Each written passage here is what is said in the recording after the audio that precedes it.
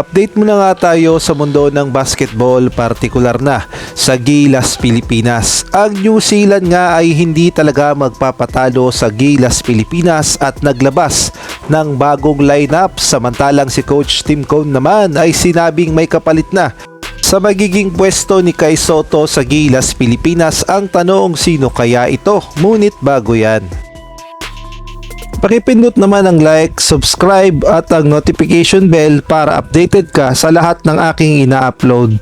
At kung gusto mong magpa-member sa aking channel ay pindutin mo lamang ang join at automatic ka na sa mga shoutout.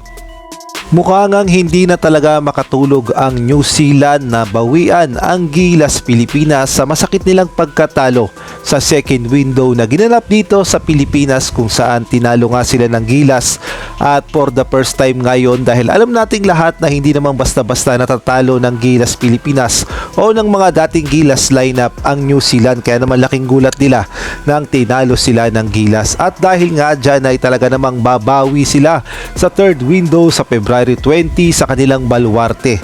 At ayon nga sa report ay nag-adjust na ng lineup o nagpalit na ng lineup ang New Zealand upang paghandaan talaga ang kanilang laban sa Gilas Pilipinas. Kaya naman ating kilalanin ang bagong lineup ng New Zealand na ayon nga sa report ay mas malakas na lineup.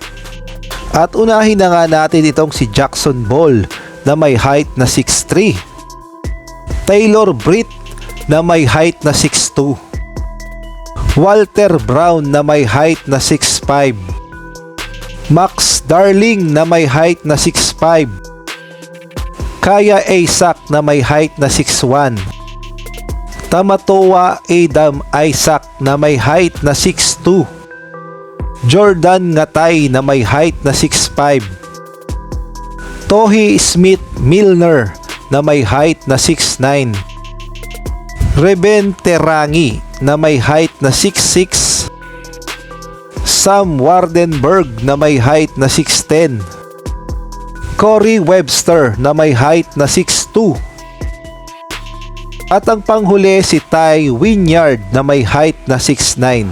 At sila nga ang bagong lineup ng New Zealand Tall Black na ipanghaharap sa Gilas Pilipinas, at ito na nga raw ang pinakamalakas na lineup na kanilang binuo. At ayon na rin nga yan sa naging report ng Spin.ph, ang sabi nga, Benjamin Pool Tall Blacks name full strength lineup for qualifiers versus Gilas Pilipinas.